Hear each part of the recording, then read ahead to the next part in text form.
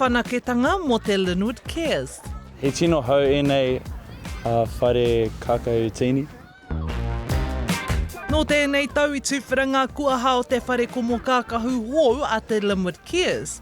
Ko tā te perehitini o te karapu rīki nui rawa atu o Ōtautahi Arabika hoita, kua roa rātou e tatari ana mō tēnei whare. We compromise in a lot of ways where we've had to tell our teams that train under lights that they can only train once a week, and if they want to train more they actually have found their own facilities to train at. So we've got 3 girls teams that train on a Friday night and are fortunate to have been allowed to train at Linfield thanks to Linwood Rugby. We've got our Div 1 league team that are training at Woolston League grounds on a Thursday night.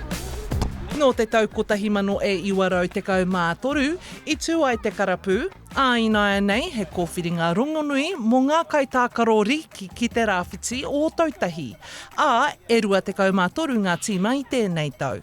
Ko tā te kai tākaro hou I uru atu ki te karapu o ngā taina mai te kapa Rickerton Knights, āpū mautana, e hīkaka ana ia ki te whakamahi te wāhi hou.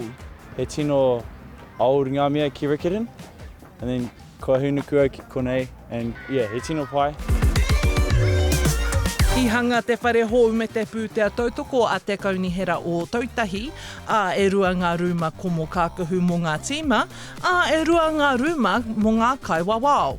Nōnāianei kua mutu tēnei whare, ka tiro whakamua rātou ki etahi anō wawata. Maybe tētahi karapu, like tētahi whare, me like ka haere mātou ki roto, mo te like hakari, maybe me te prize giving.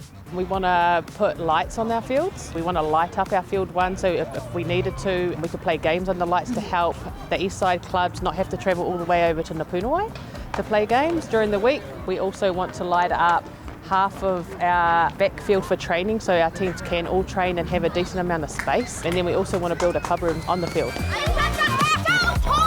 Nōnāianei e mahi ngātahi ana te Linwood Keas me te Kaunihera o Ōtautahi mō tētahi tono rihi whenua, kia hanga e rātou I tētahi whare karapu. Ora Kairangi Nicholas, Tahu News.